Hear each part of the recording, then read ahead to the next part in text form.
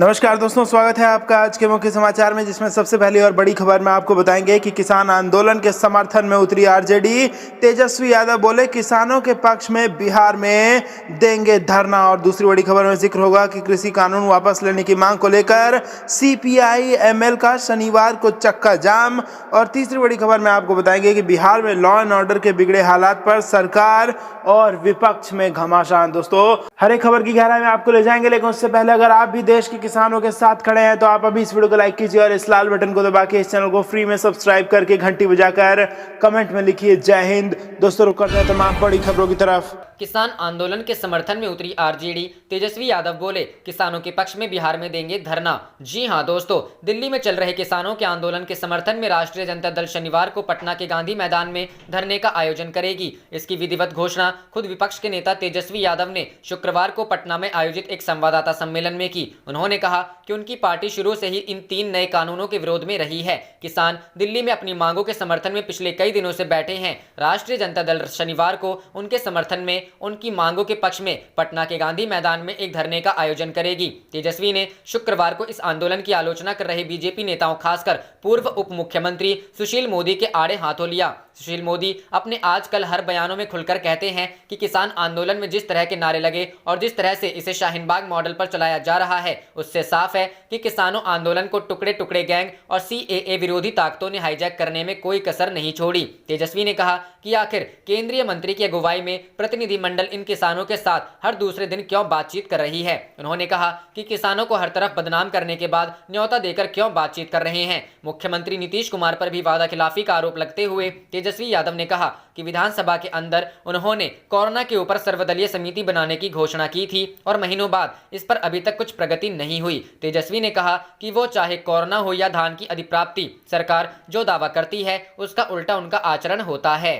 रुक करते हैं अगली खबर की तरफ। बिहार कृषि कानून वापस लेने की मांग को लेकर सीपीआई एमएल का शनिवार को चक्का जाम। जी हां दोस्तों, केंद्र सरकार के हाल के बनाए गए तीनों कृषि कानूनों की वापसी की मांग को लेकर भाकपा माले ने 5 दिसंबर को पूरे बिहार में चक्का जाम आंदोलन का निर्णय लिया है। यह चक्का जाम आंदोलन भाकपा माले, अखिल भारतीय किसान महासभा व अखिल भारतीय खेत व ग्रामीण मजदूर सभा के संयुक्त बैनर तले आयोजित किया जाएगा। पटना में आयोजित भाकपा माले की केंद्रीय कमेटी की बैठक में किसान विरोधी कृषि कानूनों के खिलाफ चल रहे किसानों के आंदोलन पर हुई चर्चा के बाद यह निर्णय लिया गया। बैठक में पार्टी के महासचिव दीपांकर भट्टाचार्य सहित देश के विभिन्न इलाकों से पार्टी के नेता भाग ले रहे हैं। पार्टी के बिहार राज्य सचिव कुणाल ने बताया कि तीनों किसान विरोधी कानूनों को वापस लेने, प्रस्तावित बिजली बिल 2020 को वापस लेने की मांगों के साथ साथ न्यूनतम समर्थन मूल्य पर बिहार में धान खरीद की अविलंब गारंटी करने, 400 प्रति क्विंटल गन्ना खरीद की गारंटी सहित कई मांगे भी हमारे आंदोलन में प्रमुखता से शामिल होंगी। अखिल भारतीय किसान महासभा के महासचिव राजा राम सिंह ने बताया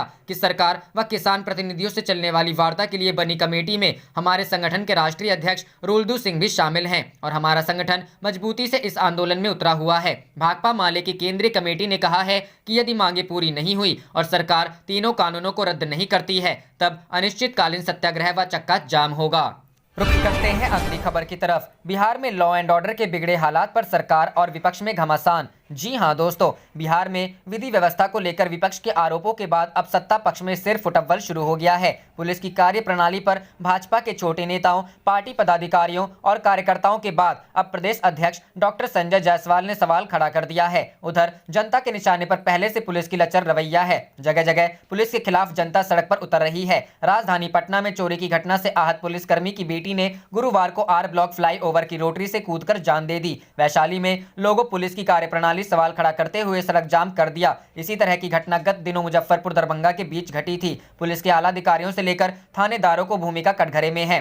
एसएसपी, एसपी, डीएसपी और थानेदारों के खिलाफ जनता में भारी आक्रोश है। पुलिस जनप्रतिनिधियों की बात नहीं सुन रही है। मोतिहारी में विधि व्यवस्था से जुड़े मसले पर भाजपा प्रदेश अध्यक्ष संजय जायसवाल द्वारा उठाए गए सवाल पर जेडीयू ने काफी सकारात्मक प्रतिक्रिया दी है। जेडीयू के प्रदेश प्रवक्ता डॉक्टर अजय आलोक ने कहा कि विधि व्यवस्था से जुड़े मसले को सरकार के संज्ञान में लाना सभी एनडीए नेताओं की जवाबदेही है। किसी तरह की गड़बड़ी या अनदेखी संज्ञान में आते ही सरकार तत्काल कार्रवाई करती है।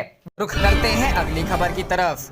बिहार की सियासत में नया टर्न। बीजेपी ने नीतीश सरकार में कानून व्यवस्था पर उठाए सवाल, गरमाई सियासत। जी हां दोस्तों, बिहार में कानून व्यवस्था की स्थिति पर चिंता प्रकट करते हुए भारतीय जनता पार्टी के प्रदेश अध्यक्ष डॉक्टर संजय जायसवाल ने अपने ही राष्ट्रीय जनतांत्रिक गठबंधन की नीतीश कुमार की सरकार को घेरा है। उन्होंने राज्य के पूर्वी चंपारण जिले में कानून व्यवस्था की स्थिति पर सवाल उठाया है। बीजेपी के प्रदेश अध्यक्ष द्वारा अपनी ही सरकार में कानून व्यवस्था पर सवाल उठाने के कारण विपक्ष हमलावर है तो सत्ता पक्ष सफाई दे रहा है। विपक्ष इसे नई सरकार में बीजेपी के दबाव की रणनीति के रूप में भी देख रहा है। डॉक्टर संजय जायसवाल ने अपने फेसबुक पोस्ट में आज सुबह बेतिया से पटना की यात्रा का जिक्र करते हुए बताया है कि रास्ते में पूर्वी चंपारण के सेमरा में जनता ने सड़क जाम कर दिया था। पता चला कि वहां में आए दिन चोरियां हो रही हैं। आज गांव वालों ने चोर को पकड़ने की कोशिश की तो वह अपनी बाइक छोड़कर भागने में सफल रहा। स्थानीय तुर्कौलिया थाना प्रभारी को फोन करने पर वह उल्टे गांव वालों को धमकाने लगा कि पुलिस आई तो उन्हें ही गिरफ्तार करेगी।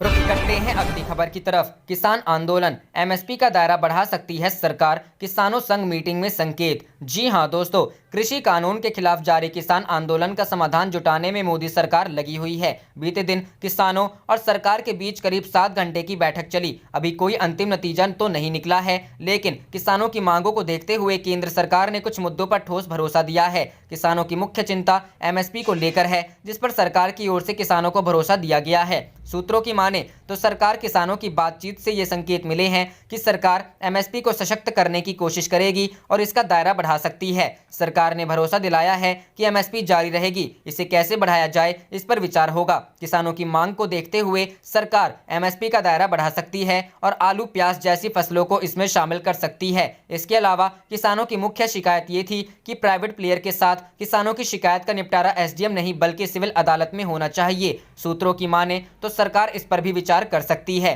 सूत्रों की माने तो किसान संगठनों ने यह भी कहा कि जिन व्यापारियों को प्राइवेट मंडियों में व्यापार करने की इजाजत मिलती है उनका रजिस्ट्रेशन भी होना चाहिए। अभी तक इसमें सिर्फ पैन कार्ड को जरूरी बताया गया है। ऐसे में अब सरकार किसानों की इस मांग पर विचार कर सकती है। आपको बता दें कि किसानों और सरकार के बीच अब तक 4 राउंड की बैठक हो चुकी है, लेकिन आंदोलन खत्म करने को लेकर कोई ठोस नतीजा नहीं निकला है। अभी 5 दिसंबर को एक बार फिर बैठक होनी है। ऐसे में उम्मीद जताई जा रही है कि किसानों ने जो चिंताएं जाहिर की हैं उन पर सरकार कोई ठोस कदम उठा सकती है।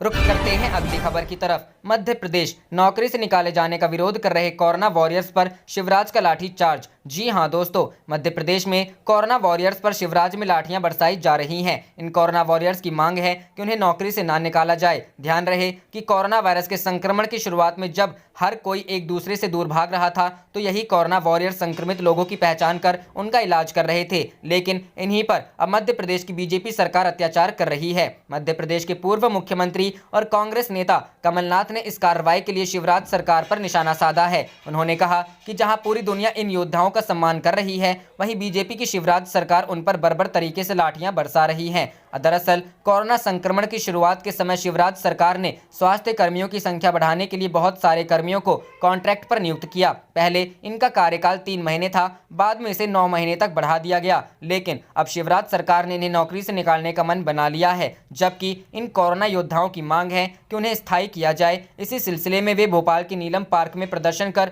मुख्यमंत्री शिवराज सिंह चौहान से मिलने की मांग कर रहे थे। इसी बीच पुलिस ने उन पर लाठियां बरसाई। कांग्रेस के नेता एवं मध्य प्रदेश के पूर्व मुख्यमंत्री कमलनाथ ने कहा कि अपनी जान जोखिम में डालकर लोगों को सेवाएं देने वालों के साथ अपराधियों की तरह व्यवहार किया गया। उन्होंने इस मामले में लाठीचार्ज के दोषियों पर कार्रवाई की मांग की है।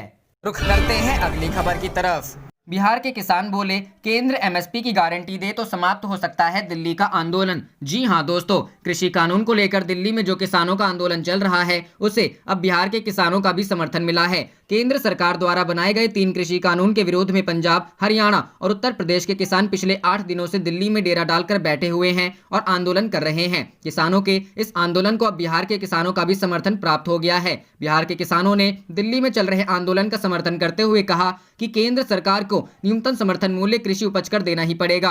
बिहार के किसानों ने कहा है कि अगर केंद्र सरकार किसानों को न्यूनतम समर्थन मूल्य की गारंटी दे दे तो संभव है कि दिल्ली में चल रहा आंदोलन समाप्त हो जाए। बिहार के किसानों ने मांग की है कि केंद्र सरकार के तीनों कृषि कानून को तुरंत वापस किया जाना चाहिए, क्योंकि यह न केवल काला कानून है बल्कि अंग्रेजों के शासन काल की तरह है। बेगूसराय से किसान नेता चंद्रदेव वर्मा ने कहा कि पंजाब और हरियाणा के किसानों का जो आंदोलन चल रहा है वह न्यूनतम समर्थन मूल्य को लेकर है, क्योंकि सरकार जो कानून लेकर आई है उस पर न्यूनतम समर्थन मूल्य का कोई जिक्र नहीं है। किसान को उसकी उपज का सही दाम मिल पाएगा भी कि नहीं, इसको लेकर कानून में कुछ भी नहीं है। किसानों को न्यूनतम समर्थन मूल्य मिलना चाहिए। सरकार अगर न्यूनतम समर्थन मूल्य की गारंटी कर दे तो फिर किसानों का आंदोलन समाप्त हो जाएगा। किसान मनोरंजन कुमार ने कहा कि सरकार ने जो कानून बनाया है वो किसानों के विरोध में है। सरकार का दावा है कि 3 कानूनों को लाने से बिचौलियों का खेल खत्म हो जाएगा, मगर सच्चाई तो यह है कि इससे बिचौलियों की और चांदी होगी। मुजफ्फरपुर के किसान अजय ठाकुर ने कहा कि पंजाब हरियाणा के किसानों का